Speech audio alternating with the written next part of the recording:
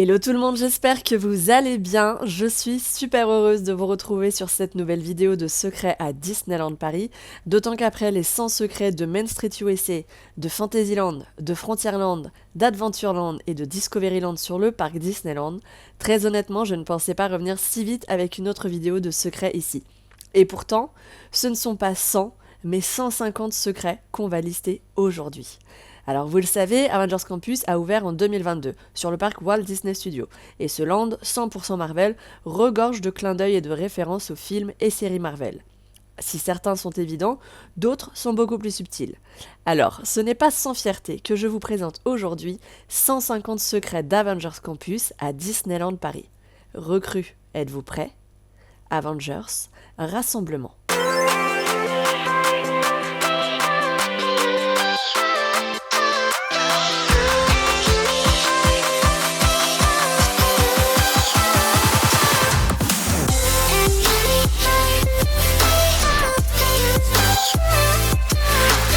Avant de commencer, petit rappel pour les nouveaux. Je m'appelle Maureen et je suis blogueuse Disney. Au-delà de cette chaîne Disney sur laquelle je vous invite d'ores et déjà à vous abonner, vous me retrouverez également sur le blog Hello Disneyland où je vous donne des centaines de conseils et astuces pour vos séjours Disney. Vous me retrouverez également sur Hello Orlando pour les séjours à Walt Disney World et sur Instagram pour vous parler de Disney, de Disneyland Paris, de Walt Disney World et de plein d'autres choses. Avengers Campus a donc ouvert en juillet 2022 à Disneyland Paris. Le land est actuellement composé de 2 attractions dont une exclusivité parisienne, une boutique, 3 restaurants et plusieurs photolocations avec des personnages Marvel. Ici, les super-héros sont les maîtres des lieux et le Quinjet trône fièrement sur le campus sous la surveillance de Friday, l'intelligence artificielle sur la façade de Flight Force.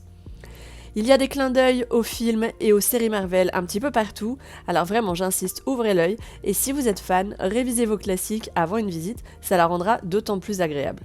Juste avant de démarrer cette liste, je vous invite à être particulièrement attentif sur cette vidéo, car certains secrets sont liés entre eux, alors ne perdez pas le fil si vous voulez bien saisir toute la complexité des détails créés par les Imagineers sur Avengers Campus à Disneyland Paris.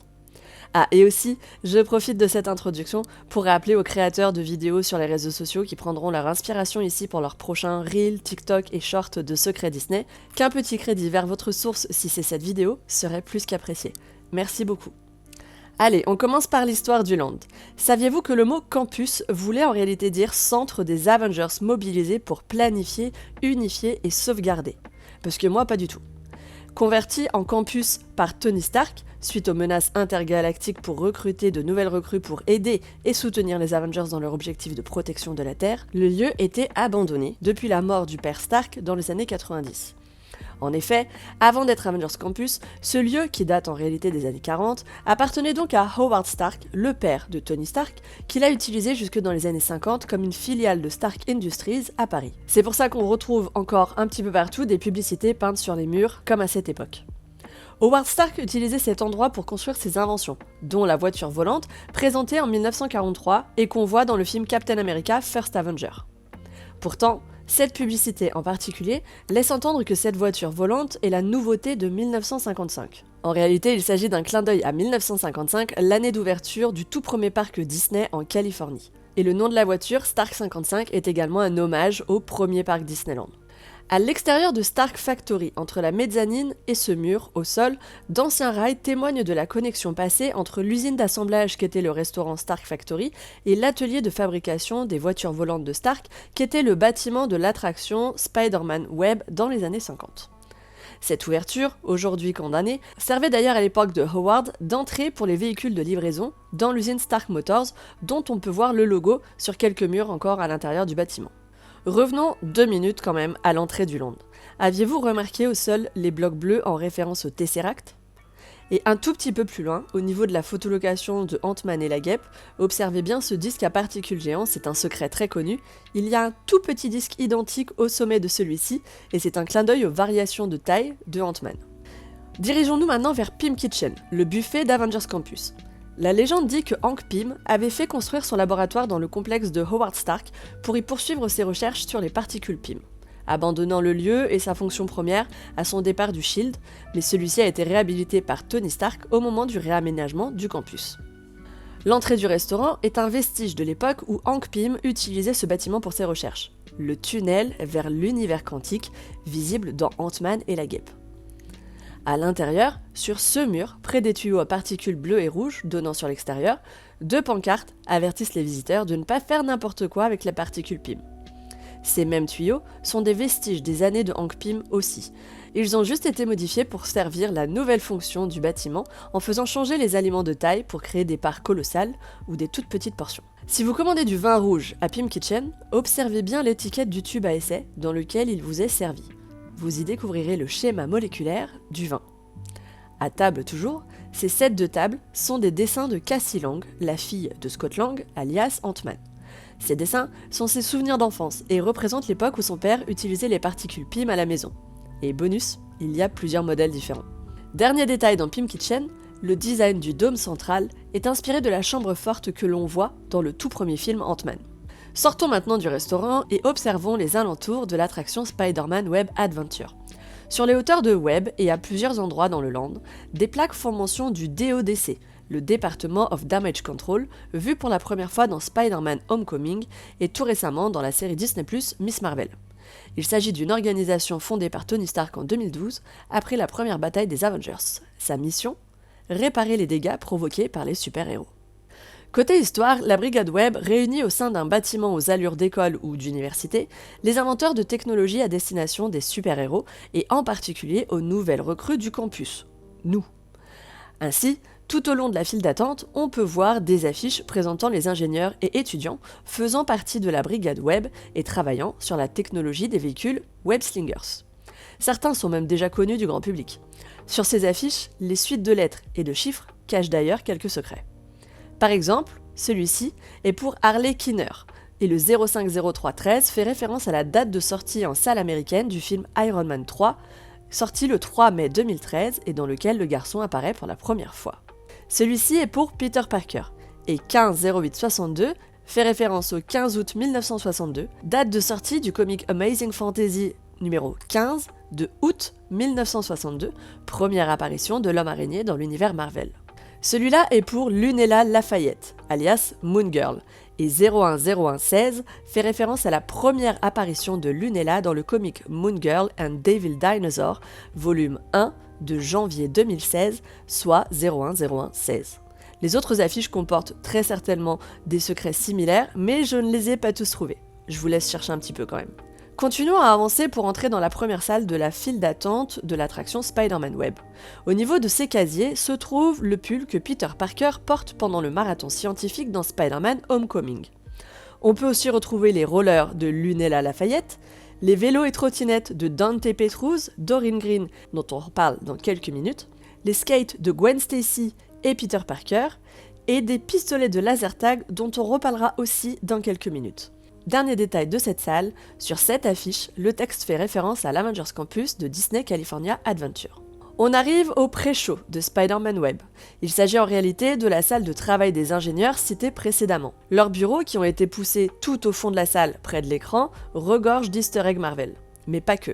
Il y a également la lampe Luxo Junior, la signature de Pixar, et en hauteur, on peut voir l'étoile de la mort, en Lego, construite par Peter Parker et son meilleur ami Ned, dans Spider-Man Homecoming. Il y a aussi un tout petit stylo Stormtrooper sur cet atelier. Les Imagineers ont également profité du bazar de l'atelier pour cacher quelques hommages aux anciennes attractions du parc Walt Disney Studios, en particulier Armageddon, qui a été remplacé par Web, justement, et Rock'n'Roller Coaster, qui a été remplacé par Flight Force à l'extérieur.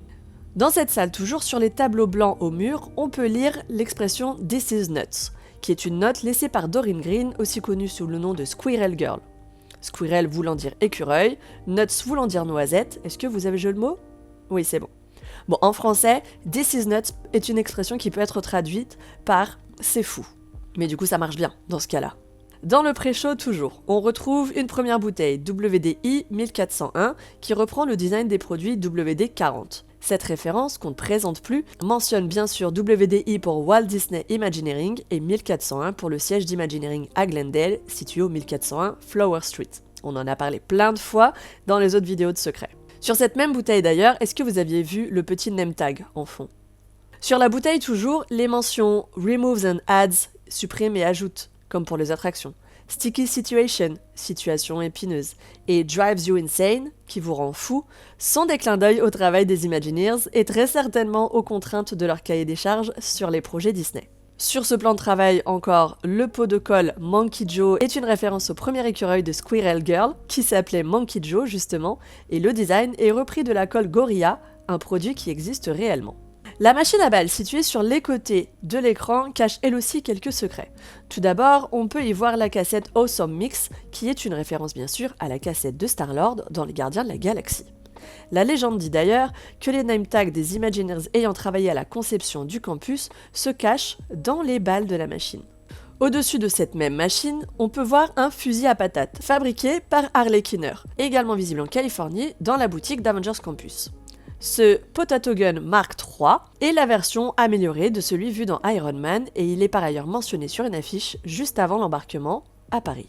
Un petit peu plus loin, on peut voir une canette de Pingo Doce, ou Pingo Doce peut-être, la boisson contaminée par Bruce Banner dans l'Incroyable Hulk et qu'on peut également voir dans Thor Ragnarok et dans Ant-Man sur ces affiches.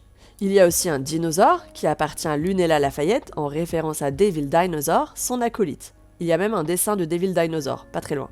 Il y a aussi une impression 3D de Spider-Bot qui a servi de modèle aux équipes d'Imagineering pendant la construction du campus.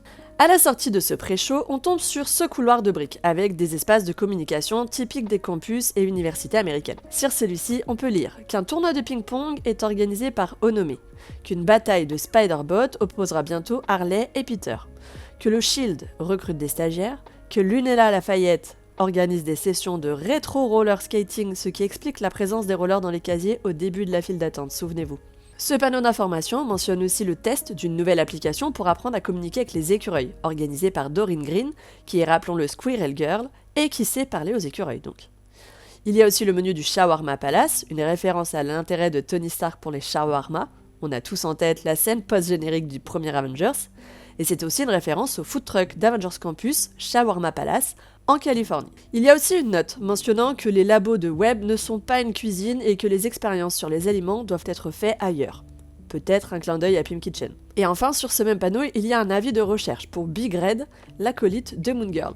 Cet avis a d'ailleurs été dessiné directement par Lunella. Il y a aussi un flyer pour le Webb Laser Tag, ce qui du coup explique la présence des pistolets laser dans les casiers au début de la file d'attente. Un autre pour des auditions de batteurs pour le groupe The Mary Janes de Gwen Stacy, Spider-Gwen. Encore un autre flyer propose d'apprendre à parler le Wakandais avec Onome et un certain Bruno, dont on reparle dans quelques secondes. Et enfin, un dernier propose d'aller observer les étoiles avec America Chavez chaque soir sur les toits de Webb. Quand on sait que la spécialité de la super-héroïne, c'est justement de se téléporter dans un portail étoilé, ça a du sens, non ? Allez, on continue d'avancer pour tomber sur ces casiers au nom bien familier à force. On a donc Dante Petrus, aka Inferno, un super-héros Marvel aperçu dans Marvel Rising disponible sur Disney+, avec son logo dessiné en rouge sur son casier. Bruno Carelli, le meilleur ami de Kamala Khan, Miss Marvel de la série Disney+, du même nom et du film The Marvels. Miles Morales, le nouveau Spider-Man dont on a un petit peu parlé récemment puisque c'est le premier Spider-Man afro-américain. Harley Kinner qui est l'enfant qui héberge donc Tony Stark dans son garage dans Iron Man 3 et qui a créé le fusil à patates exposé dans le pré-show dont on a déjà parlé. Onome, l'étudiant du Wakanda, venu rejoindre Webb afin de transmettre ses connaissances du vibranium, la technologie du Wakanda. Celui-ci est le casier de Gwen Stacy, la future Spider-Gwen. Sur son casier, d'ailleurs, un sticker mentionne son soutien aux stéministes. Le terme stéministe est l'assemblage du mot féminisme et des initiales de science, technologie, engineering and math, un mouvement qui encourage les femmes à avoir une place plus importante dans les sciences et les technologies de ce monde. Celui-là est celui d'America Chavez, récemment vu dans Doctor Strange and the Multiverse of Madness, dont on vient de parler puisque c'est la super-héroïne capable de passer d'un multiverse à un autre. Celui-là est celui de Riri Williams, aka Ironheart, vu récemment aussi dans Wakanda Forever, et dont on va reparler dans quelques minutes. Celui-là est celui de Doreen Green, Squirrel Girl donc, que vous pouvez découvrir elle aussi dans Marvel Rising sur Disney+. Celui-là est celui de Lunella Lafayette, Moon Girl donc, un personnage des comics Marvel dont on a déjà parlé aussi, avec sur son casier, encore une fois, un dessin de Big Red, le Devil Dinosaur. Et celui-là, super facile, tout le monde le connaît, c'est celui de Cassie Lang, la fille de Scott Lang, alias Ant-Man. On l'a vu récemment, entre autres, dans le film Ant-Man Quantumania.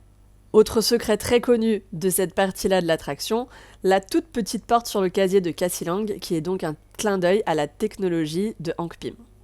Dernier casier qu'on ne présente plus, celui de Peter Parker, évidemment, Spider-Man.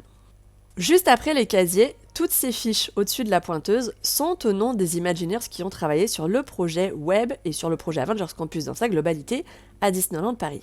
On retrouve d'ailleurs le nom de Bess Clapperton et de Björn Herwagen qui étaient les directeurs créatifs et techniques de ce land. Enfin, juste à côté, secret ultra pointu, l'horloge de la pointeuse affiche 6h16. Il s'agit d'un clin d'œil à la Terre 616, qui est l'univers Marvel dans lequel s'inscrit l'histoire de tous les super-héros cités depuis le début de cette vidéo. Juste en face des fiches, ce plan du campus fait mention d'une approbation au 17 juillet 1955, date d'ouverture de Disneyland à Anaheim en Californie.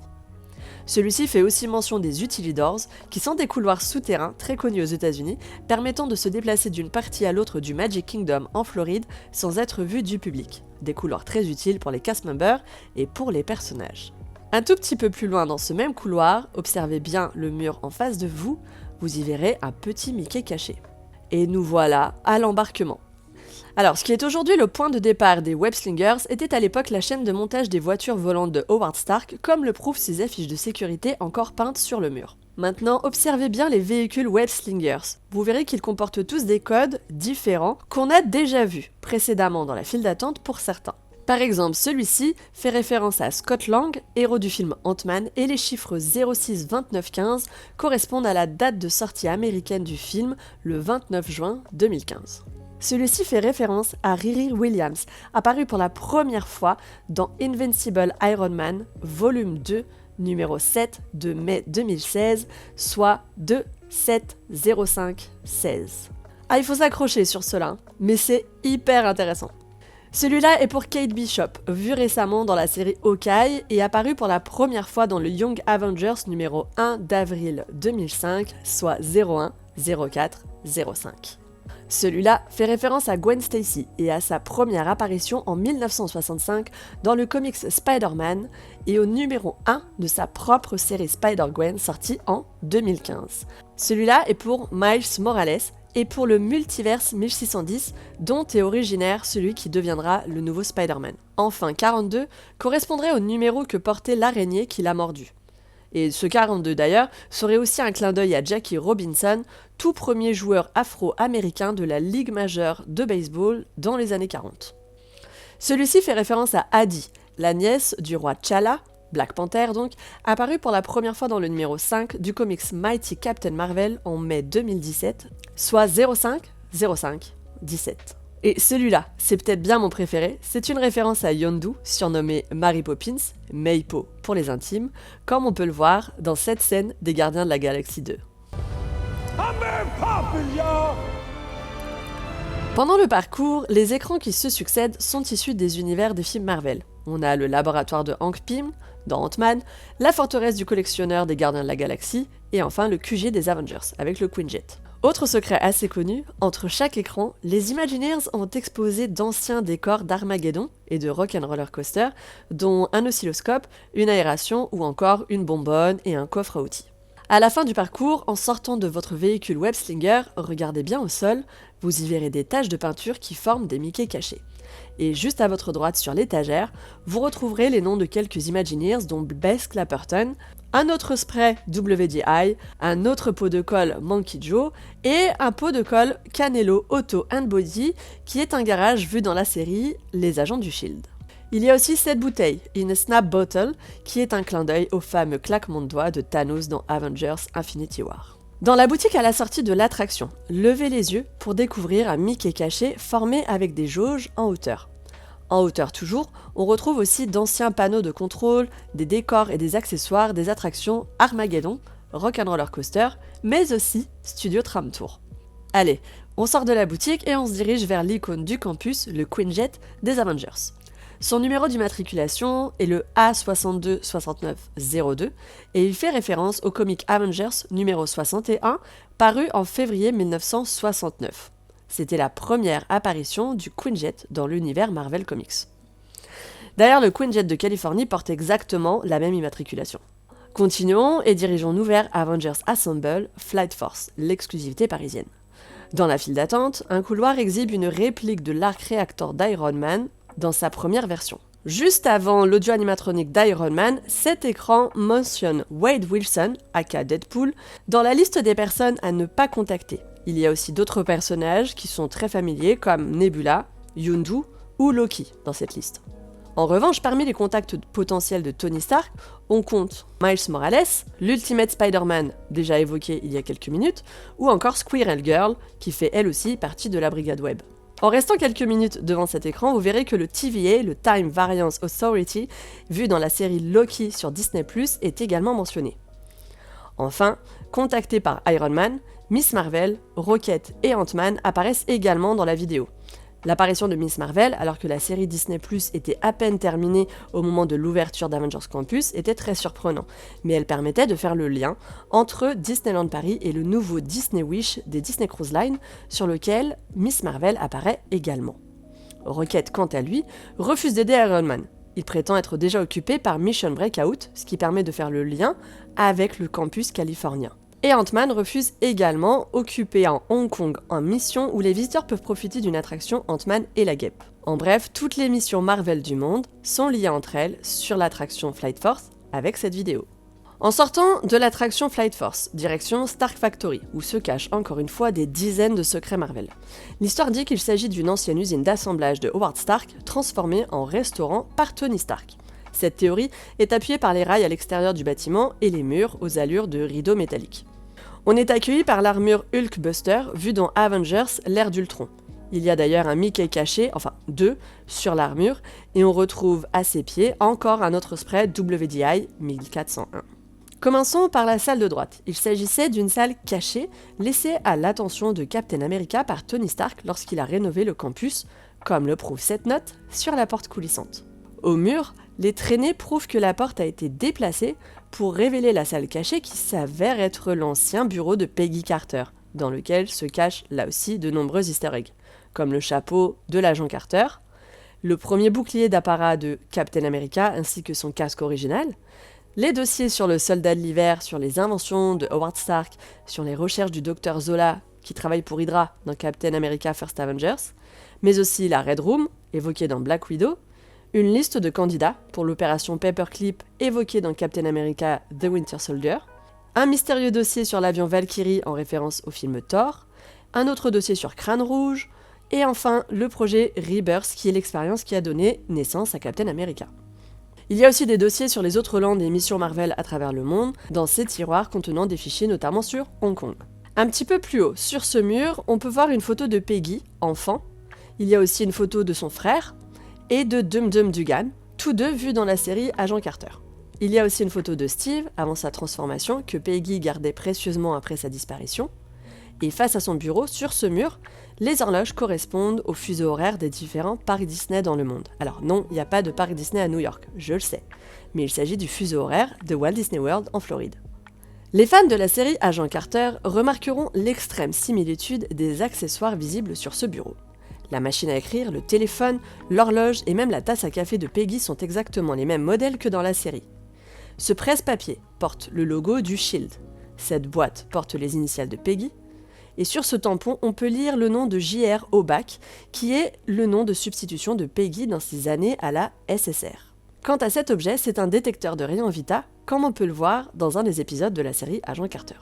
Sur le mur d'en face sont accrochées des photos de Howard Stark, le père de Tony, donc, tel qu'il apparaît dans la série Agent Carter là aussi. Il y a aussi des photos de Peggy en compagnie de Dottie Underwood, qui est un agent double vu dans la saison 2 d'Agent Carter. Et ce plan, datant visiblement des années 40, prouve que Peggy n'a jamais cessé de chercher Steve Rogers, et que Stark était sur la piste du Tesseract. Alors, je l'ai dit en début de vidéo, le campus date des années 40-50, et appartenait à l'origine au père Stark. Ce que je ne vous ai pas dit en revanche, pour l'instant, c'est que l'histoire dit que l'usine de voitures volantes servait en réalité de couverture aux activités européennes de l'ancêtre du SHIELD, la SSR, comme le prouve cet emblème peint sur le mur de la dernière salle. Les traces au sol prouvent d'ailleurs que cette salle était jadis cachée derrière une armoire et qu'on ne l'a découverte qu'après avoir déplacé cette dernière. Des tests assez dangereux avaient visiblement lieu ici, Et plusieurs avertissements au mur prévenaient du danger et invitaient les employés à bien se protéger et à fermer la salle pendant l'exécution de ces tests.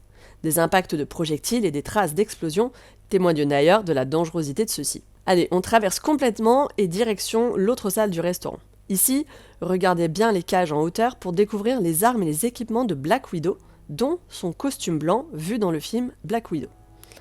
Le costume du roi T'Challa, Black Panther, et des cartouches de vibranium ainsi que des accessoires du Wakanda sont exposés dans la cage d'à côté, alors qu'une autre contient les lunettes et l'équipement de Falcon, ainsi que l'arc et les flèches de Hawkeye. Notez qu'il avait été précisé à l'ouverture du land que ces équipements pourraient évoluer en fonction des sorties des films Marvel. L'avenir nous dira si Disney tiendra cette promesse. Dans la troisième cage en hauteur, cette armure a été la maquette utilisée par les Imagineers pour concevoir l'audio animatronique d'Iron Man dans l'attraction Avengers Assemble Flight Force. Toujours dans cette salle, au mur on retrouve les blueprints de l'arc réacteur de Tony Stark ainsi que ceux du bouclier de Captain America. Enfin, sur ce mur, le logo Acutech et celui de la filiale recherche et développement de Stark Industries, aperçu dans le tout premier film Captain America First Avengers. Allez, avant de sortir, jetez un dernier coup d'œil aux barrières autour de l'armure Hulkbuster, vous y verrez le nom de Veronica. Veronica, c'est ce module de service conçu par Tony Stark et déployé depuis l'espace dans Avengers l'ère d'Ultron pour contenir la fureur dévastatrice de Hulk. Avant de terminer, petit passage par le Training Center où on peut rencontrer les super-héros Marvel. Dans la salle de Spider-Man, les étagères accueillent ce qui semblent être des prototypes des Spider-Bots. Sur ce sac à dos, dans le casier, un cœur entoure les lettres MJ. Le sac serait donc bien celui de Peter Parker. Et sur ce même sac, on retrouve le patch du marathon scientifique vu dans Spider-Man Homecoming. Allez, direction le Fantastic Food Truck maintenant, au fond d'Avengers Campus. Le Fantastic Food Truck est en fait le food truck d'une fan des Avengers, qui les suit un petit peu partout dans le monde. Elle s'est prise en photo sur des lieux que les fans Marvel reconnaîtront, comme la version californienne d'Avengers Campus, le sanctuaire sacré de Doctor Strange à New York, l'ancien QG des Avengers à New York justement, et le labo de Hank Pym à San Francisco. Il y a aussi la nouvelle Asgard, telle qu'on l'a vue récemment dans Thor Love and Thunder. Notez que la fan que l'on voit sur le food truck n'est autre que Bess Clapperton, directrice créative du land Avengers Campus. Sur ce food truck et sur plein d'autres endroits dans le land, des stickers font mention de films, séries et land Marvel déjà existants. Par exemple, celui-ci est pour Pizza Dog, vu dans la série Hawkeye. Cela pour les Stark Expo de 54, 64 et 74, mentionnés dans Iron Man 2. Et on peut aussi les interpréter comme un clin d'œil au land Marvel de Hong Kong. D'autres stickers mentionnent des choses déjà évoquées dans cette vidéo, comme le Shawarma Palace, le mouvement Stéministe, le groupe de musique de Mary Jane, l'attraction Web. Et d'autres font référence aux super-héros Marvel directement, avec les logos de Black Widow, de Hawkeye, de Black Panther, de Captain America, ou encore Jarvis, l'ancienne intelligence artificielle de Iron Man. Ah, et il y a même Cosmodog, qu'on a pu voir l'an dernier dans Les Gardiens de la Galaxie 3. Sur ce même food truck au niveau de l'habitacle, on peut voir plusieurs pop et goodies Marvel, normal pour le camion d'une fan. Il y a aussi des reproductions d'artefacts appartenant aux super-héros Marvel, comme la veste de Star-Lord sur le dossier ou la plaque Stark 33 visible sur la voiture de Tony Stark dans le film Avengers. Il y a aussi le marteau de Thor et le bouclier de Captain America.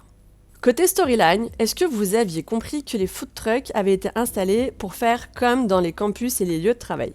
A priori, ce sont dans ces food trucks que les chercheurs d'Avengers Campus et de la Brigade Web viennent se restaurer pendant leur pause. Dernier arrêt avant la fin de cette chasse au secret, le Super Diner. Sur la terrasse, les pubs Coca-Cola présentent une des voitures de Stark Motors, faisant le lien avec l'ancienne usine à l'entrée du land, mentionnée en début de vidéo.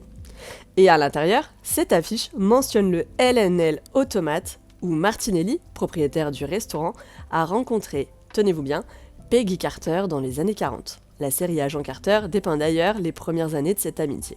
Et voilà, 150 secrets à chercher et creuser pour certains lors de votre prochaine visite à Avengers Campus à Disneyland Paris. Et encore, il en reste d'autres, comme un hommage caché à Chadwick Boseman, comme la clé USB de Black Widow vue dans Captain America et le Soldat de l'hiver, les lunettes de Tony Stark ou encore l'ordinateur de Zola, vu là aussi dans le Soldat de l'hiver. Il y a tout un tas de codes et de chiffres aussi à décrypter qui demeureront sans doute à jamais secrets. Alors, j'espère que cette nouvelle vidéo vous aura plu, car c'est sans doute la plus pointue que j'ai jamais eu à faire côté secret Disney, et j'espère vraiment ne pas vous avoir perdu dans les méandres du multiverse. Alors, je sais déjà ce que vous allez me demander. Les secrets des autres landes du parc Walt Disney Studios. Et vraiment, j'adorerais le faire. Et j'espère que vous êtes patients, car le parc étant en constante évolution ces derniers temps, beaucoup de choses bougent, disparaissent ou au contraire apparaissent. Il est donc assez difficile de trouver tous les secrets de celui-ci pour l'instant, mais c'est en projet, promis. Alors, comme d'habitude, si cette vidéo vous a plu, et j'espère vraiment que c'est le cas, n'oubliez pas, les pouces en l'air c'est super important et n'hésitez pas aussi à la partager autour de vous, car je pense vraiment que c'est super intéressant de découvrir toutes ces références à l'univers Marvel, d'autant que certains sont vraiment très pointus. De mon côté, je continue à préparer des vidéos sur Disneyland Paris et j'espère arriver à reprendre un rythme plus soutenu cette année. Merci à vous d'avoir regardé la vidéo jusque-là et si vous trouvez de nouveaux secrets sur Avengers Campus, je compte sur vous pour les partager avec moi ou avec nous en commentaire. Alors, on se retrouve très vite dans une autre vidéo. D'ici là, prenez soin de vous et à bientôt. Bye bye!